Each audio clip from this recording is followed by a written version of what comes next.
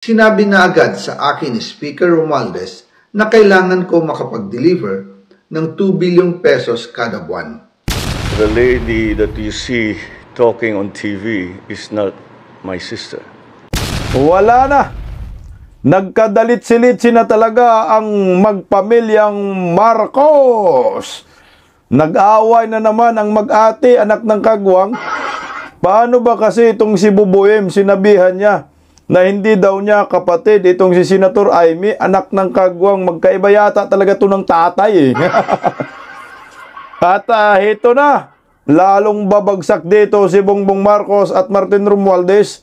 Saldico po naglabas ho ng listahan ng mga kickback na na-deliver niya kay Bongbong Marcos kasama kay Martin Romualdez, anak ng kamuti. Katapusan na talaga ng mga hinayupak na ito. Wala na po kayong takas sa mga kasinungalingan ng gobyernong nakangiwi ang panga. Parang uminom lang ako. Oy, magandang gabi po sa ating lahat. Pa-like po muna, pa-share, pa-subscribe. At pakipindot po ang inyong notification bell upang lagi po tayong updated sa ating mga video.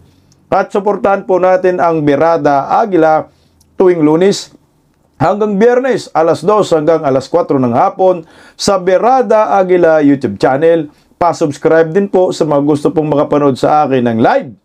Yan po, alas 2 hanggang alas 4 sa Birada Aguila po yan. Pag-usapan po agad natin itong mga kickbacks. No, na deliveries na bagong isiniwalat ni Saldico. Ito na nga yung sinasabi ko, patay talaga kayong iwiim, no? Hindi pa po tapos itong si Saldico. Alam ko marami pang mga alas, marami pang baraha itong si Saldico na ilalatag na ikakabagsak ng magpinsang Bongbong Marcos at Martin Romualdez. Kasabay ho sa paglabas po ng warrant of arrest laban po kay Saldico, aba ho, bumanat naman si Saldico at nilabas po niya ang mga listahan, no? Mga listahan ng umano'y deliveries ni Saldico kay Bongbong Marcos at Martin Romualdez. Patay ka, bubuing! Kaya tuliro na sila ngayon, no? Ito ang mga banat ni Saldimo. Ito. Papalabasin ng administrasyon na ako ay isang terorista sa loob at labas ng Pilipinas. Para mailibing ako kasama ang katotohanan kahit saan man ako pumunta. Sinabi na agad sa akin ni Speaker Romualdez na kailangan ko makapag-deliver ng 2 billion pesos kada buwan para sa pagdi-deliver ng mali-maletang pera patungo sa bahay ni Speaker. Ang sinabi mismo ni Speaker Martin sa akin na hati sila ni Pangulong Marcos sa perang yon para gamitin bilang bagsakan at imbakan ng pera mula sa mga SOP, collection at deliveries na para sa Pangulo. Huwag mo akong pigilan sa mga insertions ko. Huwag ka nang makialam sa budget. Ang gusto niya ng 50 billion pesos na insertion. Ngunit ang sagot ng Pangulo, humingi ka ng bago or dagdag na insertions.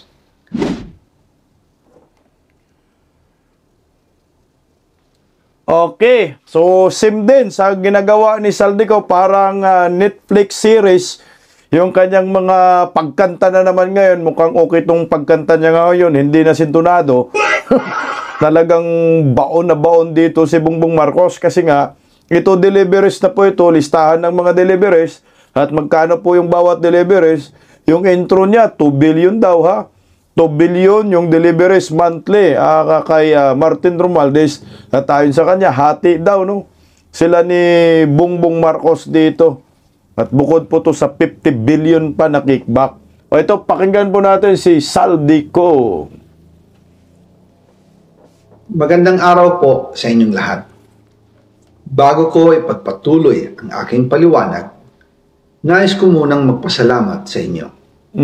Maraming salamat sa inyong bukas na isipan, sa inyong pasensya, at sa pagtanggap ninyo sa mga impormasyong aking ibinabahagi. Alam kong hindi madali ang mga paksang ito. Mabibigat at mahirap tanggapin. Hindi po ako makauwi dahil malaki ang banta sa buhay ko. Ngayon naman ay meron kaming natanggap na balita. Papalabasin ng administrasyon na ako ay isang terorista sa loob at labas ng Pilipinas. Para mailibing ako kasama ang katotohanan kahit saan man ako pumunta. Pero mahalagang malaman ng taong bayan ang katotohanan. Grabe, no? Parang gawin siyang terorista, no? Ang tindi naman ng putang ina, script na yan, parang TVs lang yung datingan, no? Si TVs nga ginawang terorista eh. Kahit wala po siyang yung private armies. Ginawang terorista. So ito kay Saldico, yung sinasabi niya, posible rin mangyari sa kanya ito kasi nagawa naman ng gobyernong Marcos sa isang kongresista na si Arnie Teves. So may sense yung mga sinasabi niya. May pagurgur talaga siya. Ito ang premyo mo, Saldico, sa pakipagsabwatan sa mga kurakot. Banat ka ng banat sa mga Duterte, na karma tuloy si Saldico, anak ng kagwang. Pagbayaran mo yan, Saldi. Muli, taos puso akong nagpapasalamat sa inyong pakikinig. Una po sa lahat, sinasabi ng ICI at ni Henry Alcantara na 21 billion pesos daw ang napunta sa akin. Hindi po totoo yun. Wala akong natanggap na ganyang halaga. Ang totoo, mula 2022 hanggang 2025, ang kabuuang pera na dumaan sa akin para ibigay kay Pangulong Bongbong Marcos at kay dating Speaker Martin Romualdez ay umabot sa 56 billion pesos at hiwalay pa dyan ang 100 billion pesos insertion ng Pangulo sa 2025 budget. Okay, so ito. So yung simula daw ng 2026, 2026, 2022 hanggang 2025, umabot na sa 56 billion ang na-deliver ni Saldico kay Bongbong Marcos. Hiwalay pa yung mga insertion niya na 100 billion ngayong 2025. Sinagad talaga, Nyor. Putang na, nagpakasasa itong hinayupak na to, no? Dati-tiba si Dayon, Nyor, talaga, Pati na rin ang 97 billion pesos flood control insertion na inilagay sa NEP ng 2026 national budget. So, meron pang 97 billion na insertion. Putya, no? So, i-run off na natin, 100 billion. So, 200 billion na, 256 billion na. Ang nakulimbat ni Dayon, putang na, mga trillion talaga siguro, yung mga nakuha nilang pera sa bayan, no? Simula yung nakaupo na si Bongbong Marcos sa pagka-presidente, kaya pala tinanggal agad yung Presidential Anti-Corruption Commission ni former President Duterte dahil ang purpose pala mangawat ng mangawat, maglimas ng maglimas ng kaban ng bayan, kasama sila si Martin Romualdez. Ito na yung totoong kwento sa pangungurakot. Balikan natin kung paano ito nagsimula. Noong 2022, kakaupo ko pa lang bilang chairman ng House Committee on Appropriations, sinabi na agad sa akin ni Speaker Romualdez na kailangan ko makapag-deliver ng 2 billion pesos kada buwan. Makalipas ang ilang araw, tumawag sa akin si Yusek Bernardo. Sabi niya, kailangan ng tulong ng Bulacan sa problema nila sa baha. Pinapunta niya sa opisina ko sa Kongreso si DPWH District Engineer Henry Alcantara. Sa naging meeting namin ni Alcantara, siya mismo ang nag-offer kung paano ang hatian sa mga proyekto ng DPWH. Okay, stop muna tayo doon, no? Kasi nung pagkaupo pala, so ang direktiba ni Martin Romualdez ay mag-deliver ng 2 billion buwan-buwan sa kanila, 2 billion at hati daw sila ni Bongbong Marcos dyan. So, tig-1 billion sila kada buwan, anak ng kagwang. So, ilang taon na ba? O ilang taon na ba si Bongbong? So, lampas 3 years na. Kung deliver buwan-buwan, sabihin na lang natin, 3 years na, 12 times 12 times 3, so 36 times 2, 72 billion na. No, yung deliver, ito yung SOP, buwan-buwan, na i-deliver kay Bongbong Marcos. Maghahati sila ni Martin Romualdez, kasi sabi man hati, so 36 billion. Except pa yung mga bilyonis na insertion, anak ng kagwang. Kaya lasing na lasing sa pulburon palasing EWM. Damo pera, pinukurakot ninyo. Tuloy, saldi mo. 22% para kay Speaker Romualdez, 2% para kay Yusek Bernardo, at 1% para sa kanya. Doon po nagsimula ang tinatawag nilang deliveries. Ang sistema po ay ganito. Ang mga tao ni Henry Alcantara ay nakikipag-ugnayan sa mga tao ko na sina Paul Estrada at Mark Tiksay. Sila ang tumatanggap na pera mula sa mga tao ni Alcantara. Minsan sa bahay ko sa Valle Verde, minsan naman sa BGC parking. Pagkatapos nilang makuha ang pera, sila Mark at Paul naman ang nag-aayos o nakikipag-coordinate sa tauhan ni Speaker Martin Romualdez na si Jocelyn Sereno para sa pagdi-deliver ng male-maletang pera patungo sa bahay ni Speaker. Una, sa North Forbes Park sa McKinley Drive, at nang lumipat siya sa number 14 Nara Street, South Forbes Park. So merong bagong personalidad, Josephine Sereno. So yung Paul and Mark, yan yung security niya talaga ni Saldico, yung tagatanggap ng malita-malitang pera na isiniwalat na ni Orly Gutisa. Putsang pakawalan nyo na si Orly Gutisa. Totoo lahat ng sinasabi ni Orly Gutisa. Ito na pinatunayan na ni Saldico, Paul at Mark. Yun yung humarap sa kanila. So ngayon, yung Paul at Mark, yun din naman maghahatid doon sa kay bahay ni Martin Romualdez, at ang kaharap yung Josephine Sereno. Bago ho ito. Nagkakunik-kunik na. Ito po yung sistema ng delivery. Galing sa DPWH, papunta po doon sa kay Saldico. Pagkatapos kay Saldico, pagkatapos sinasalo ni Paul Mark, pagkatapos Saldico, delivery naman doon kay Martin Romualdez at kay Bongbong Marcos. Putang mapya talaga, no? Ang dami pong dinaanan ng pera. So, Saldico, napaka-imposible naman, hindi ka talaga nagbawas kahit isang malita lang. Ako, hindi ako naniniwala na wala kang bawas. May bawas ka siguro. No, may porsyento ka, napaka-imposible. But, kasi kung wala pong natanggap si Saldico dyan, yung sabi niya kasi, napunta na lahat kay Bongbong Marcos at kay Martin Romualdez, bakit ba ako tatanggap? Yan, i-deliver nyo na lang doon diretso kay Martin Romualdez at kay Bongbong Marcos. Sa bagay, kung yun talaga ang kagustuhan ni Bongbong, idaan muna sa'yo, pagkatapos sa'yo, i-deliver nyo na sa amin. Parang yun ang standard, ang tawag dyan, Standard Operating Procedure. In short, is OP. Okay nga, tuloy natin na Saldico. Gusto ko pong linawin, hindi ako nakikialam sa mismong proseso ng paghatid. Dumaan lang po sa akin ang pera na agad dinideliver kay Speaker Romualdez. So, kumbaga, mag-courtesy ko lang yung mga malita. Dumadaan lang daw yung malita. Pagdaan sa kanya, pupunta kay Martin Romualdez. Ba't pa ipadaan mo sa bahay mo kung wala kang kickback, anak na kamuti ka? So dito mukhang hindi ako naniniwala kay Saldico na hindi siya nakinabang sa mga malita-malitang pera na idinaan po sa bahay niya. Ito naman, nagkatugma na sinasabi ni Orly Gutisa na dinideliver nila dito kay Saldico ang mga kapirahan na yan. So, paano ho ito? Hindi ako naniniwala na hindi ka nakinabang Saldico. Sa lahat siguro ng sinasabi ni Saldico, ito lang hindi ko paniwalaan, yung hindi siya nakinabang.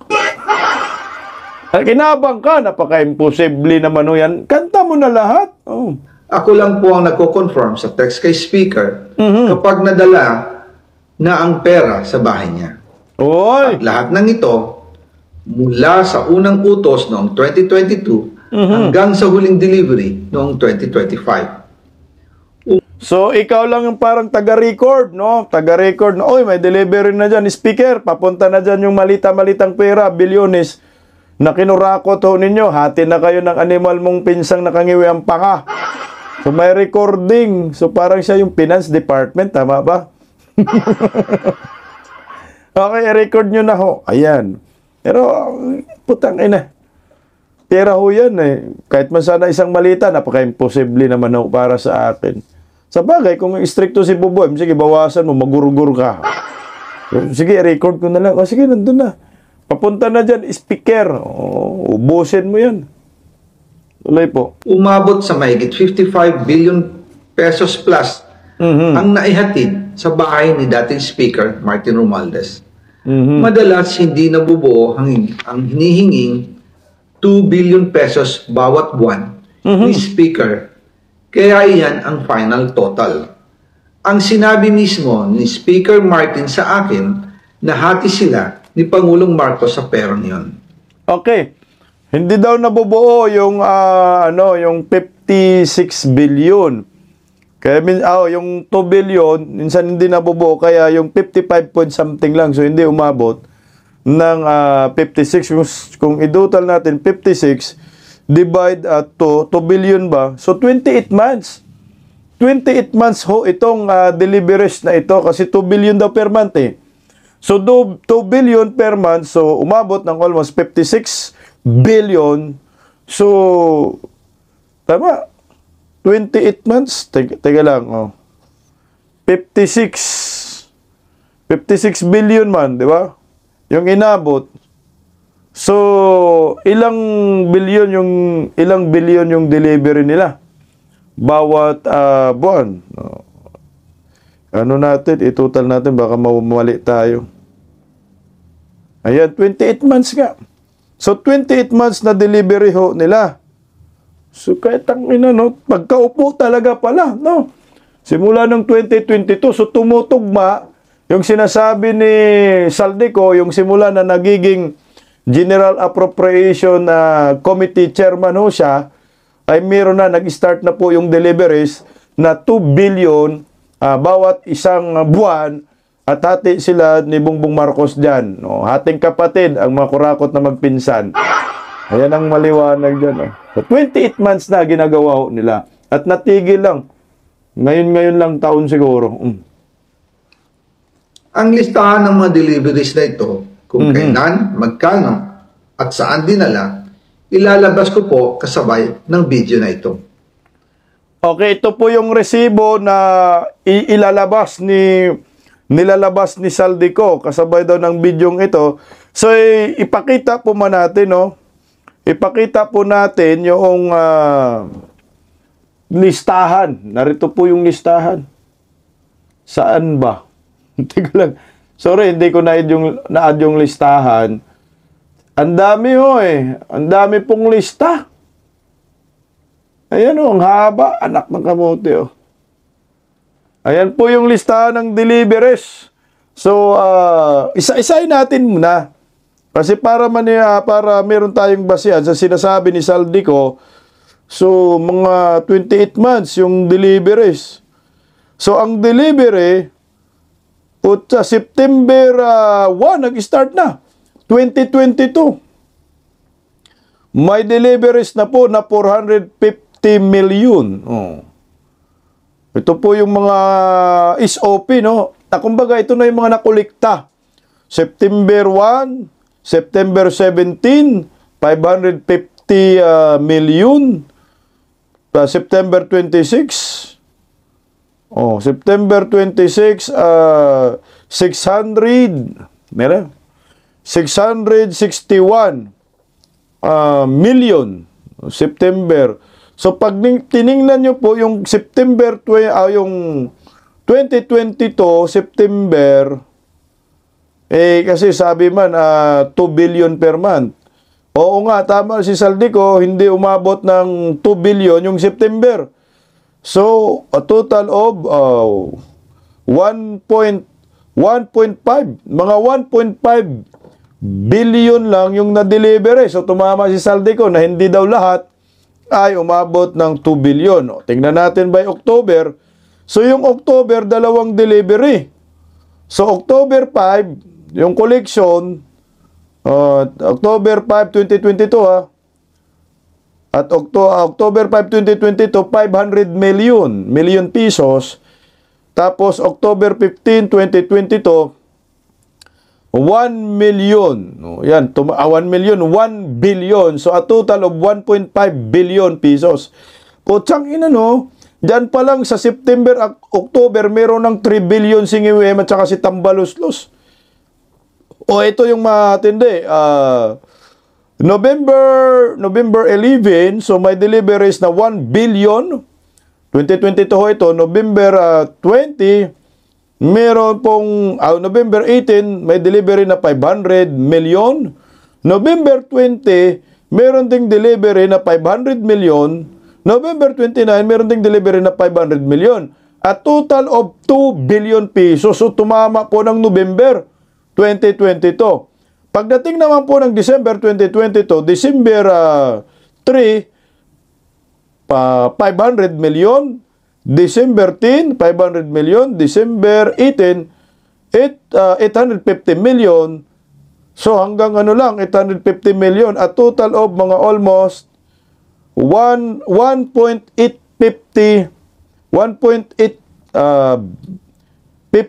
billion pesos. Mag 2 billion din nung December na. Katapusan na ho ng taon. So ito, pagdating ng January, Merry Christmas. Merry Christmas sa bagong taon, puno ang bulsa ng mga buhaya. January 8, 700 million agad. January 9, 300 million, so 1 billion na. January 13, 500 million. January 18, 500 million, 2 billion na.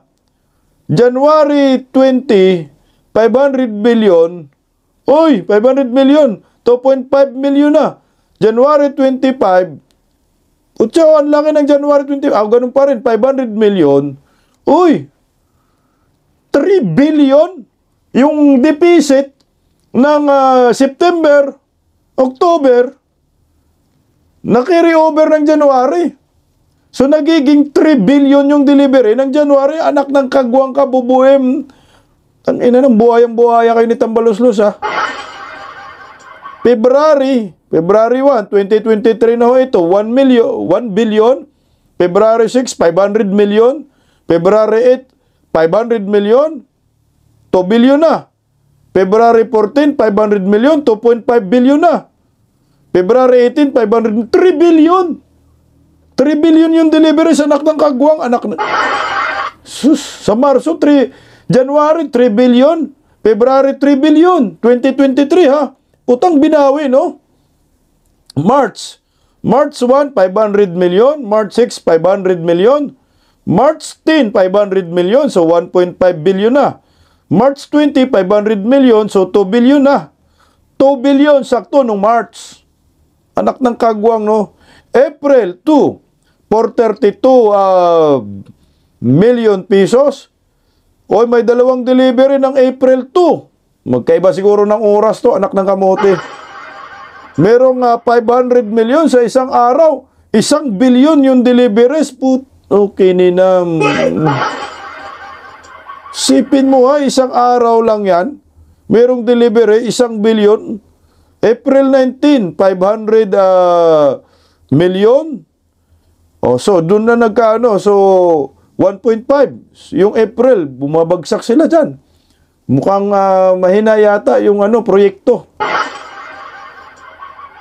Hina yata yung kickbacks matumal. Tangina nyo, bilyon-bilyon yan. Pagdating naman ng Mayo at 3, 500 million. Mayo at 12, 1 billion. So, 1.5 na agad. Oy, Mayo at 12, dalawang delivery, may 1 billion, isang 654 million. So, dito pa lang, 2 billion na sa Mayo.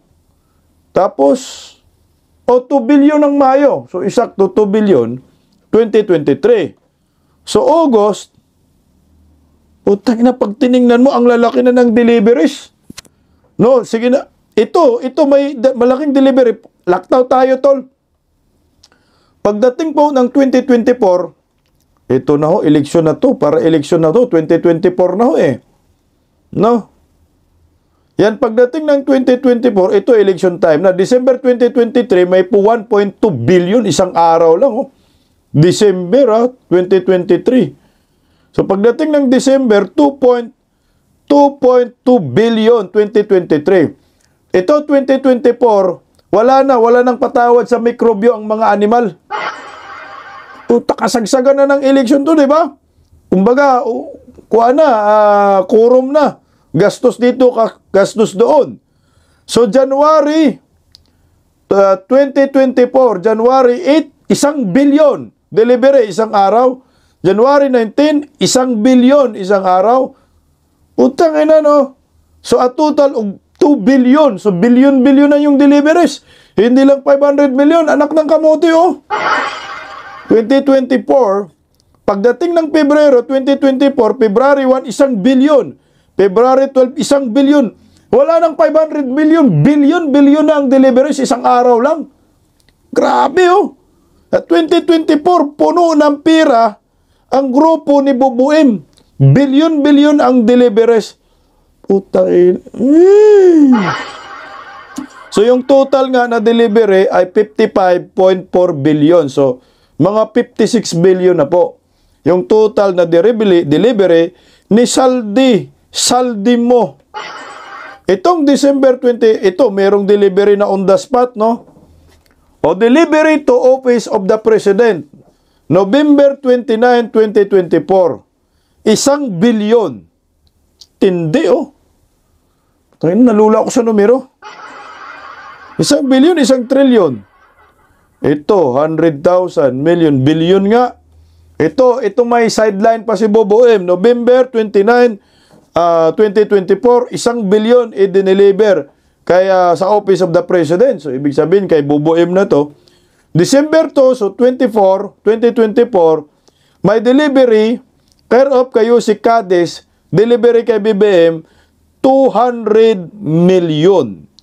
December 5, nag-deliver ulit, care of kayo si Cadiz, 800 million. So, mga 1 trillion para kay BBM. So, total care of kay Cadiz, 1 billion pa rin. So, ngayon, pag tinutal na natin lahat ng deliveries, a total of 57 billion, mga almost 58 billion ang mga hinayupak ng urakot ng mga bugok ng mga buaya. Yan po yung nakakalula yung numero, hiningal ako. Billion ho yan, pinag-uusapan natin. Pera po yan ng bayan. Hindi po yan pera ng mga tangang mga buaya. Hindi yan pera ni Bongbong Marcos. Paano na po mga bubonistang tanganista? Merong deliveries. Meron pong resibo itong si Saldico na patunay na may delivery siya kay Bongbong Marcos at Martin Romualdez. Anong sabi? 2 billion bawat buwan. Meron nga ho tayo nakita sa listahan, 3 billion pa umabot. Anak ng kagwang. Hindi ba ho nakukonsensya itong si Bongbong Marcos at si Martin Romualdez sa pinanggagawa ho nila? Kasi ako nakita ko si Saldico na konsensya na kaya nga kumanta Kumanta siya kasi nga siya po yung binaon. Siya po yung binibira ngayon. Kamalas-malas nila, buhay pa si Saldico. So ito nakapagsalita ho ng katotohanan. At sana Saldico, isagad-sagad mo na ho ito. Ganito po bakit po natin pinapaniwalaan si Saldico? Simple lang ho. Pinapaniwalaan po natin si Saldico dahil siya po yung pinaka eyewitness sa mga nangyayaring paglilima sa kaban ng bayan. Kasama siya sa sindikato. Kasama siya dito sa pag-operate ng sindikato mafia sa ating bansa na bilyones yung dinideliver. Pera ng bayan. Kadami-daming pera niyan. Anak ng kagwang. Kaya pala lubog tayo sa baha. Kaya pala naghirap tayo. Itong gobyerno ni Bongbong Marcos, pag paniwalaan natin si Saldico, nilimas talaga ang kaban ng bayan. Sinimot ho. Ang masaklap niyan, utang pa ang mga yan. Utang yan, tapos tayong nagbabayad. Inuutang sa ibang bansa, nag-i-interest, bagsak ang ekonomiya, tapos tayo ang magpapasa nito. Hindi lang tayo. Pati kayo, mga bubunistang, tanganistang, loyalista ni Ngagba, kayo, ako, tayong lahat ang magpapasan nito. Ang kawawa, yung mga ordinaryong Pilipino, yung mga inosenteng mga kabataan, o hindi pa nga lumaki, wala pang trabaho, may utang ka na dahil sa kagagawa ng gobyernong Marcos. Ito yung tinatawag na ebidensya. Ito yung katotohanan na hindi po pwedeng kalimutan natin ito. Dapat isampal natin ito. Isampal natin sa mga bubunistang, tanganistang, loyalista ni Ngagba. Mga supporters ni Bongbong Marcos. Yung mga galit sa mga Duterte, anak ng kagwang kayo, gumawa kayo ng kwento. Ito yung totoo. Mga kurakot, manakaupo sa palasyo. Mas credible po itong si Saldico. Dahil yung mga sinasabi ni Saldico, tumutugma doon sa sinasabi ni Orly Gutisa. Na si Orly Gutisa, ito naman yung pinagbabasihan, yung testimonya niya, na kinasuhan si Martin Romualdez at si Saldico. O, ito na. Sampal sa mga pagmumukha ninyo yan. Wala na, bagsak na dito si Bubuin, pati si Martin Romualdez, wala nang takas dito. Tuloy, Saldi. Noong November 2024, habang nasa proseso kami ng pagtatalakay ng budget, nakipag-meeting sa amin ni Speaker Martin, si Yusek Jojo Cadiz. Sabi niya, masama raw ang loob ni Pangulong Marcos, wala raw siyang natatanggap na remittance. Uy! At dahil laging napapagalitan si Speaker Martin ang Pangulo mula September hanggang November, inutusan niya ako na mag-deliver ng 1 billion pesos para kay BBM. So, ito na ngayon. Nung una, kumbaga nag-iisip tayo, no? Ang talagang nagkokontrol at nangungurakot sa kaba ng bayan, ang utak ng lahat nito ay si Martin Romualdez. Kasi si Martin Romualdez yung umaharap, anak ng kamuti. Si Martin Romualdez, mukha pa lang, buhayang-buhaya na eh. Pero ito, lumalabas sa mga testimonya ni Saldico, si Bongbong Marcos yung mastermind. Si Bongbong Marcos yung mga nag-uutos. Tingnan mo ang sabi, pinapagalitan daw si Martin Romualdez ni Bongbong Marcos dahil matumal ang remittance. Katangina mo, Bubuim, kala mo may kamag-anak ka nagtatrabaho sa abroad kasi naghintay ka sa remittance. Bilyon-bilyon. So ito na ngayon, napapasil na natin. Ang pinaka-mastermind ngayon na tinutukoy ni Saldico ay si Bongbong Marcos. At lahat itong mga to, si Martin Romualdez ay bataan ni Bongbong. O ngayon, Martin Romualdez, kumanta ka. Isabi mo na ang lahat-lahat. Pagkantahan kayo ni Saldico at ikanta ninyo yung totoong nangyayari dyan sa paglilimas sa kaba ng bayan. Ingat, tuloy natin. Oh. Ayon pa kay Yusek Jojo, nang ipaalam niya ito sa Pangulo, ang utos sa kanya ng Pangulo ay mag-ingat at siguraduhin si Yusek Jojo lang ang maghahatid. Ang instruction Yusek Cadiz, no? Jojo Cadiz man yung sinabi niya. So yun lang ang pinagkakatiwalaan para hindi maglilink. O Saldi ha, si Yusek Cadiz lang ang magde-deliver. So ipatawag nyo rin ho ito, Senate Blue Ribbon Committee, puta kasayang talaga, no? Ako nanghihinayang pa ako kay Senador Marcolita. Kung Senador Marcolita ngayon ang nakaupo dyan sa Senate Blue Ribbon Committee, malamang sa malamang lahat ng pinangalanan ni Saldico ay pinatawag na. Yung mga bersamin, putang ina, nasa na ka na Panfilo Lacson, bakit hindi ka, pinatawag mo to? Patawag nyo. Yusek Cadiz, puta, kung si Marcolita pa ho ito, hindi ho sana tapos na ang maliligayang araw ng mga kawatan at tumbok na. Naka, Bongbong Marcos. Kung may kahiyan ka pa, mag-resign ka na, tol. Wala na, masyado ka ng wasak na wasak. Sira na ang pagmumukha mo.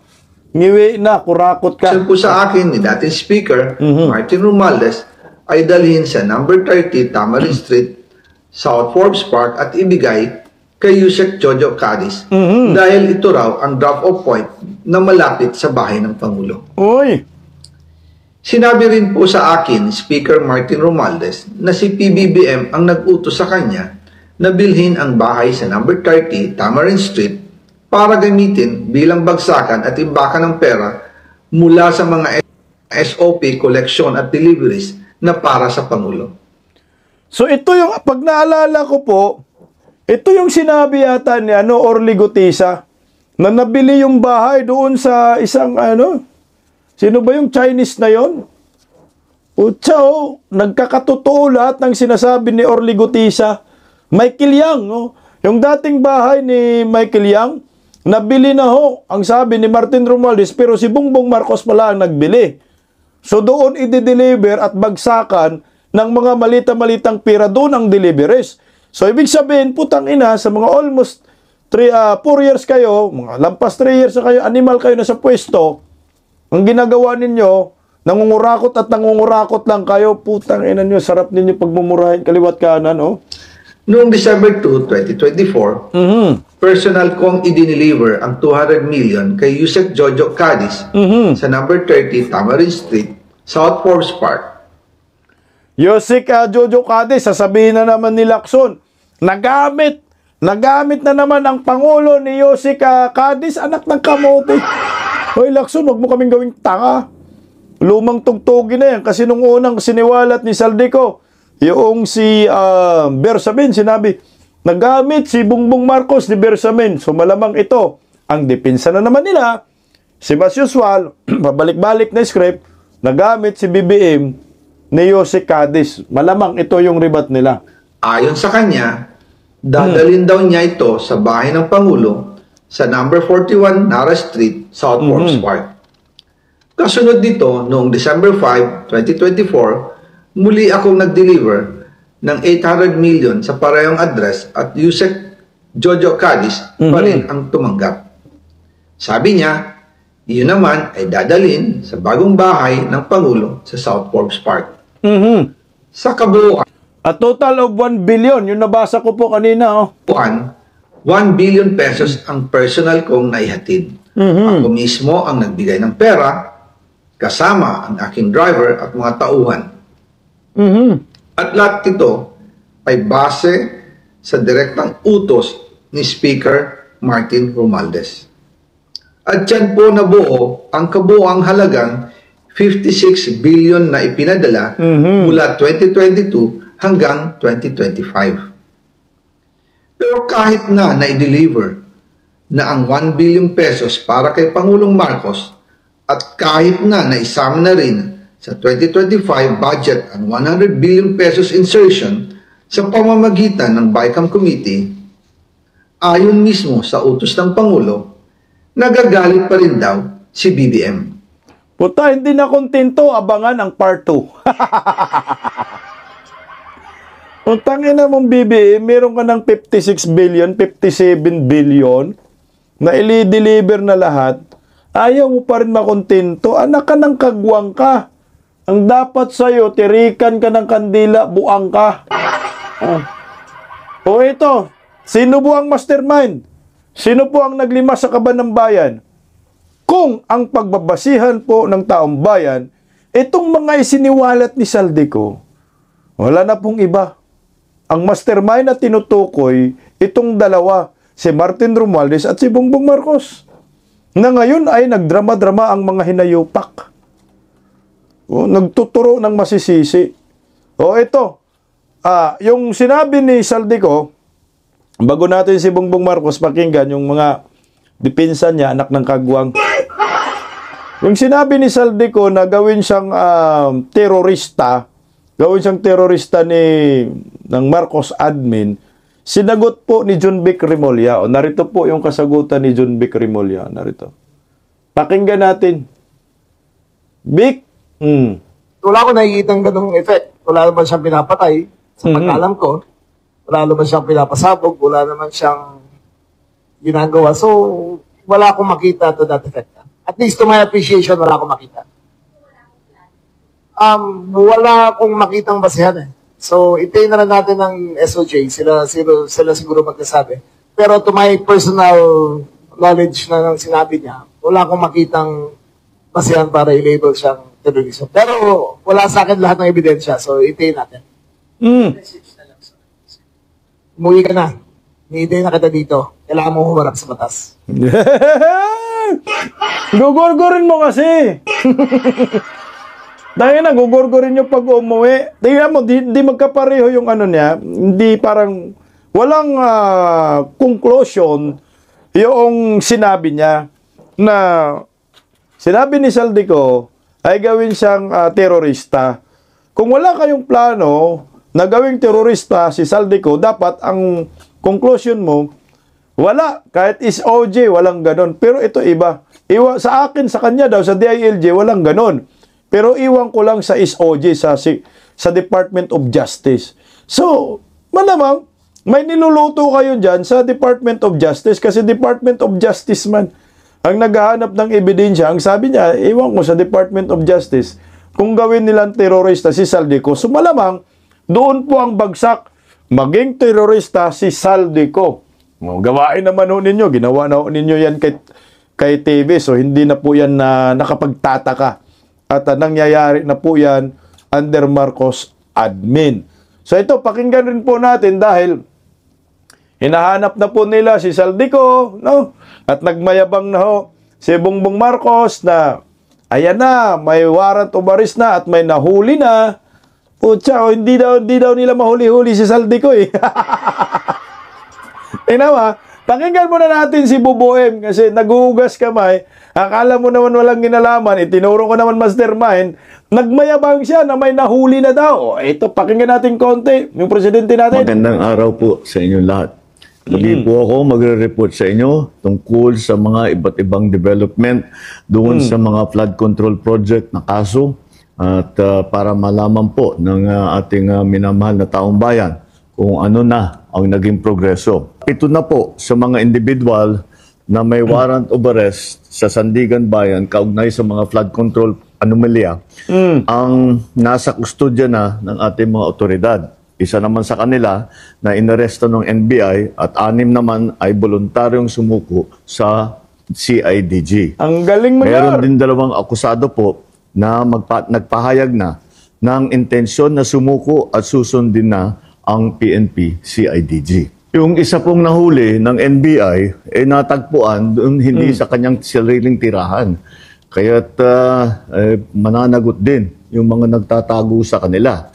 At kaya't sinasabi natin, yung mga may balak na tulungan itong mga ito, ay ang pinakamalaking tulong na ibigay ninyo sa kanila ay mag-surrender na sila. At para makasagot na sila dito sa mga aligasyon na hinaharap nila. Wala pong mga special treatment itong mga ito. Mananatili sila sa kustodya ng NBI habang inaantay ang utos ng korte. Muli, sa 3 warrant at 16 na pangalan, 7 na ang hawak ng ating otoridad. 2 susuko na. 7 ang mananatiling at large at kasama na dyan si Saldico. Sa lahat ng natitirang akusado, ang aking payo sa inyo ay sumuko na kayo. Huwag nyo nang antayin na habul-habulin pa kayo. Mas maganda para sa sitwasyon ninyo na sumuko na kayo para maganda ang inyong pagsagot sa mga aligasyon na dinala kontra sa inyo. Sa mga nagtatangkad tumulong sa pagtatago, tandaan ninyo na kahit papaano, mananagot din kayo kung kayo ay nagtatago ng isang fugitive from justice. Tuloy-tuloy po ito. Hindi kami titigil, hindi kami hihinto. Maraming salamat po. Magandang araw sa inyo. Dapat yan, BBM, ang sinabi mo, sumuko na tayo. Kasi kayo man yung kasabat po. Sinabi na ni Saldico, dapat sumuko na tayo. Ganun yun. Sumuko na kayo. Isuko mo yung sarili mo, magandang Pasko namin. Magpakulong ka, magandang Pasko namin. Yan ang totoo dyan. Mantakin mo, sino ba yung mga nahuli nyo? Yan, puro mga sapsap. Mga dilis. Ayan o. Hindi natin kilala yan. Anak ng kamote na yan. Yung kilala ko lang dyan, si Saldico. Nasaan si Bunuan? Nasaan si Martin Romualdez? Wala, puro mga sarswila, puro optics. Ni minsan, yung mga pangalan na yan, hindi man nabanggit yan sa Senate Blue Ribbon Committee. Bakit nabanggit ba yan? Wala.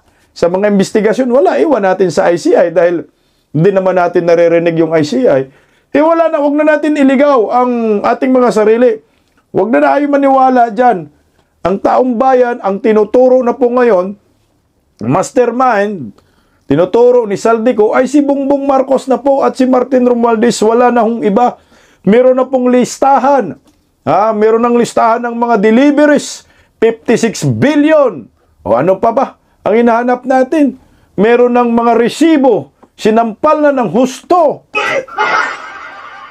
Dahil na itong mga militar tulog pa rin. O, ito po yung mga sinabi ni ano. O, kamalas ninyo, may picture si Saldico. Yan po yung mga picture ng mga malitang i-deliver ni Saldico. Yan, kailan ba deliver 2024, anak ng kagwang, magkano deliver 1 bilyon, oh. Wow, May 2024. O, tingnan natin yung mga delivery, oh. Yan po, patungayan nyo po ang mga delivery ni Saldico kay Bongbong Marcos, Martin Romualdez, October 2. Yan yung mga mali-malita, bigyan nyo ako ng isa. Utangin na, ang dami, may sports car pa sa gilid, oh. Diyos ko. Parehong lugar lang din ang dinideliveran. Tingnan mo yung sports car. Yan pa rin po. Yung sports car na yan, oh, katabi, oh. Grabe, talagang ang lalaki ng malita. Kailan kaya ako magkaroon ng malita? Tingnan mo yung sports car na yan, sim pa rin yung sports car. Yung mga sasakyan, wala gitna dinideliveran yung nila.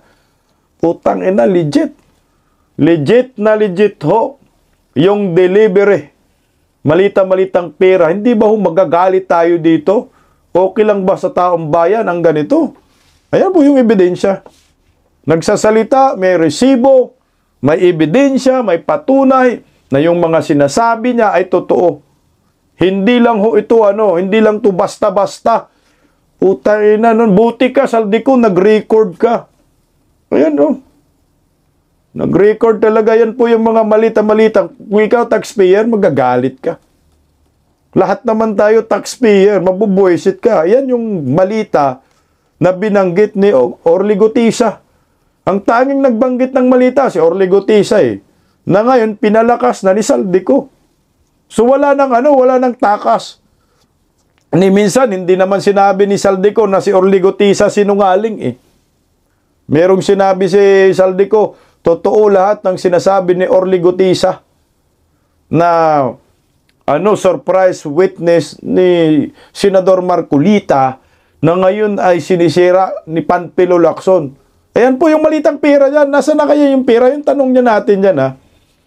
Yung ganyang karaming pera, nasaan na kaya? Saan po ito napunta? Kaninong bank account ito? Puta, mga offshore account to. At puno po ang kanilang mga account ng pera ng bayan. May gaba rin. Yang mga hinayupak na yan at darating ang panahon, makarma kayong lahat, anak kayo ng kagwang. Pera natin yan. Inuutang pa yan. Inuutang nila. Tapos tayo ang magbabayad. May interest pa. Yan po yung resibo ni Saldico. Patunay yung kanyang mga sinasabing deliveries. Nahanap nila si Saldico, hindi nila mahanap-hanap Sinusugod nila yung bahay ni Saldico. Putang ina, ba't nyo susugurin? Wala nga si Saldico, mga hunghang talaga sarap pag-uuntugin. Tingnan, pakinggan natin itong ito ba yung deliveries? Hindi pala yan, animal, singiwiim. Okay, ito pakinggan natin itong si John B. Crimolia. Kasi, hindi na daw nila mahanap si Saldico. Nasa Europe. Pakinggan natin, We believe he's traveling with another passport. We do not know if he's using another name. So, bine-verify pa namin The blue notice is out. Now that we have now that he is good, the arrest warrant, the red notice can be out and then we will further determine kung nasaan talaga siya. So, hindi po siya gumagamit ng Philippine passport. So, kahit i-cancel, Secretary. Ang hula lang namin, reportedly he has another passport that he's using. Thank you, sir. One more question. Ang hula lang namin. Putangin ng mga tao ito. Putangin ng intel funds na yan. Itapon nyo na yan. Kunin na namin. Kurakutin nyo na naman kasi yan Ang hula lang daw nila ay gumagamit ng ibang pasaporte si Saldico. Hula lang. So naghula-hula kayo. May mo, anak na. Putangin na, nakakahiya po itong gobyernong ito. Ang hula lang daw namin. Ba't ka nagsasabi ng ganon?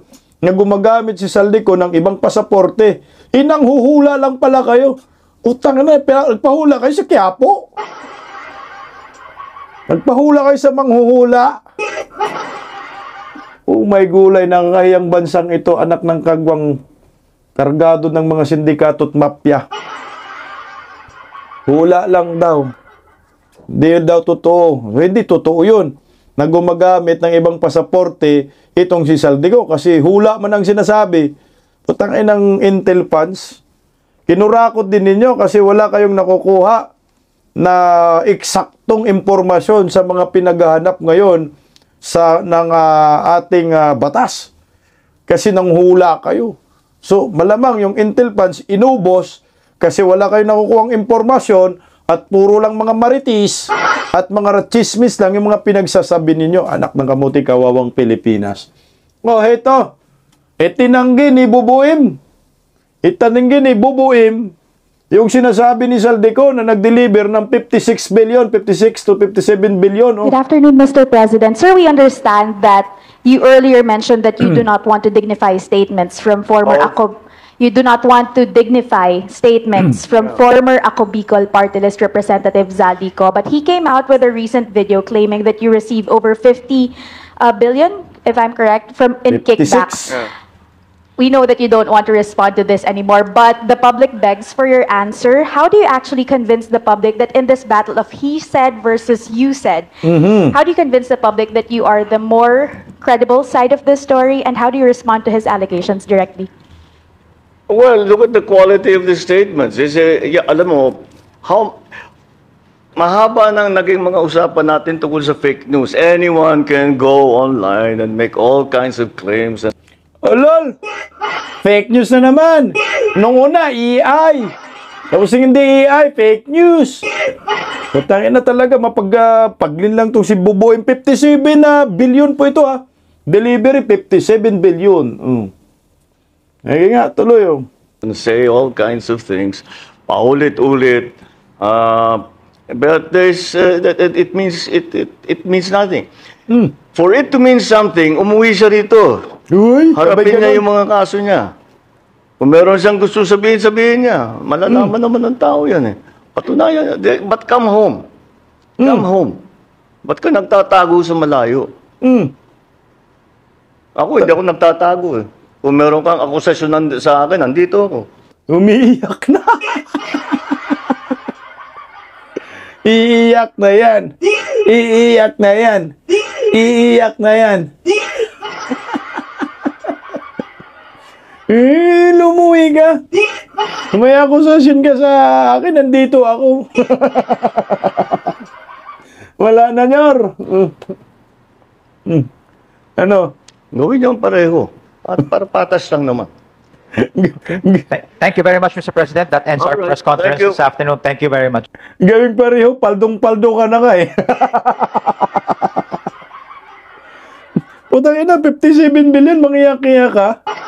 Paano nga uwi? Ginugurgurin mo daw, sabi ni Saldico. Tangina, huwag ka munang umuwi, Saldico.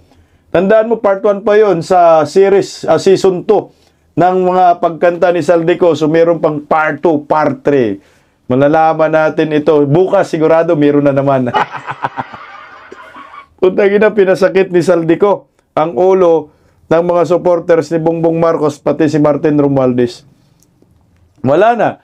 Natuliro na si Bongbong Marcos, kaya ngayon, ito, pati kapatid niya, itinanggi na niya. Okay, Ninang. Sumakit ulo ni Bongbong Marcos eh. Sa mga pasabog niya, no? Na Saldico sa deliveries 57 billion. Pati kapatid itinanggi na. Sabi ni Bongbong, di daw niya kapatid si Amy Marcos. Oh. Good afternoon, sir. Sir, how do you respond to the drug use accusations made by no less than your sister, Senator Amy Marcos, against you and the First Family? Sir, were you hurt by her accusations, and how do you explain these claims to the public? It's anathema to me to talk about. It's. O talaga ng buwang. Sabi ni Abalos, hindi adik. Kasi ang tingnan mo naman sa pagsumagot sa mga katanungan. Tangin na ito, ebidensya, utal-utal. Tuloy. family matters generally in public. I do not like to. We do not like to show our dirty linen in public. I'll just say this much. For a while now, we've been very worried about my sister. When I say we, I'm talking about friends and family. Nabaliktad na ngayon. Siya na daw nag-aalala, no? Siya na daw nag-aalala kay Amy Marcos. Ang tangina, ikaw yung panay pulbos, ikaw yung nangungurakot, nag-aalala ka kay Amy? Tangina. Tangina mga ano talaga, mga ngagba talaga, binabaliktad ang ano, buhay, no? And the reason that is because the lady that you see talking on TV is not my sister. Hindi daw niya kapatid. Kapatid, impostor. Yung pumunta sa INC rally, pinagsalita, so impostor yon. So hindi niya kapatid, sino yon? Nang mo bubuin mo. And that view is shared by our cousins, our friends. Hindi siya yan. Hindi siya yan. That, hindi daw siya yan. that, hindi siya yan. Hindi siya yan. Sino yon? Ito na yung sinasabi natin. Si Bibi, may nakikita siya na hindi natin nakikita. Yun ang nakakatakot. Kasi minsan kausap niya, multo. Hindi nga talaga. So, that's why we worry. So, we are very worried about her. Nabaliktad na. I hope she feels better soon. Sir, quick follow-up lang po. Nagkausap na po ba kayo, sir? Or do you intend to talk to your sister? We don't really, we no longer travel in the same circles, political or otherwise. So, no. Okay, thank you, Mr. Thank you, sir. President. For the last question. Anak ng kamuti, no? Binaliktad si Amy. Mukhang si Amy Marcos ang may sakit. Amy, mukhang ikaw yata yung pulburunik eh. Nag-alala daw si Bibim sa'yo. Wala ka na daw sa katinuan. Baka pwedeng magparehab ka. Okay, Ninam. Adik is adik talaga. O, tingnan mo ha. Sinagot siya ni Amy dyan eh. Sabi ni Amy, oh. Bungbong. Ako tubong. Kung ano-ano nang nakikita mo, ading. Patunayan mong mali ako. Gusto kong mali ako. Ang ano-ano na nakikita mo, ading. May sama, siyempre si ay may concern eh. O di patunayan mo daw na mali si Bubuim. Patunayan mo na mali ang kapatid mong Senator Amy. Na hindi ka addictus benedictus pulburonik. Simple lang naman. Hair follicle drug test. Bukas na bukas. Puta si Pulong, panay hair follicle eh. Pero wala namang issue kay Pulong na addictus si Pulong.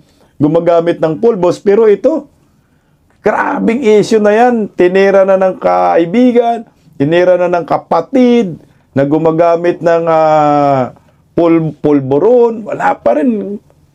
Talagang ang ano ng panga, ang tibay ng panga. So nagtanggihan na kayo, hindi na po kayo magkakapatid ngayon. So kailan, di ba isa nanay nyo, si Imelda Marcos pa rin? Bakit nagtanggihan kayo? Simple lang naman bubuim yan. Kailangan mo lang magpa-hair follicle drug test para mapatunayan mo na itong si Senator Amy na itinanggi mo ng kapatid itinakwel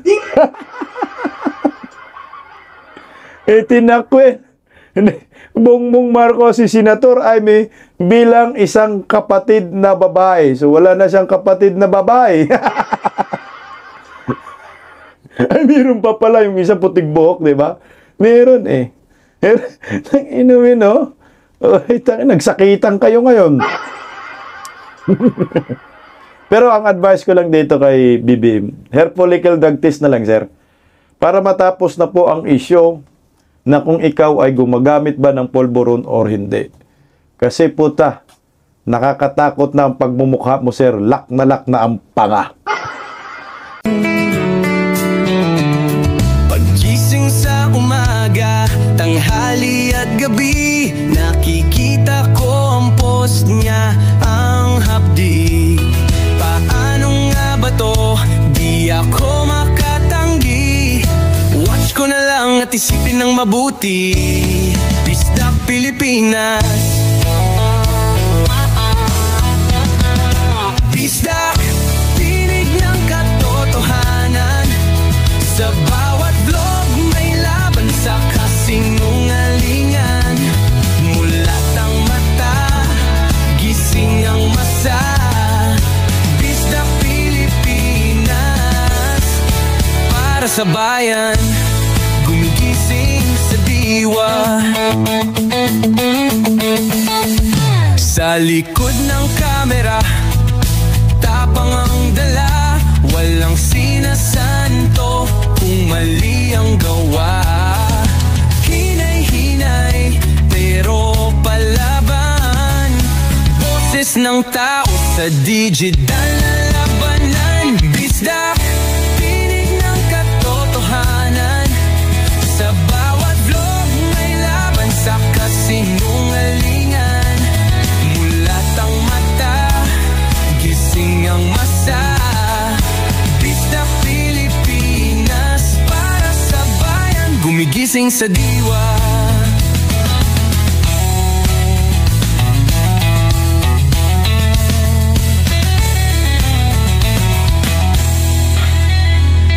Hindi artista, hindi politiko, pero ang katotohanan, sigaw niya ay buo.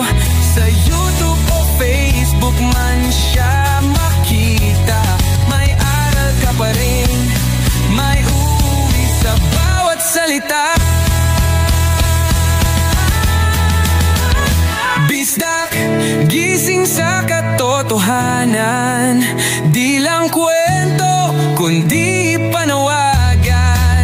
Sa bawat Pilipinong naghahanap ng liwanag. Bisdak Pilipinas, kasama sa pagbangon ng bayan. Bisdak Pilipinas, boses ng masa. Gising ang diwa. Sa vlog mo may pag-asa.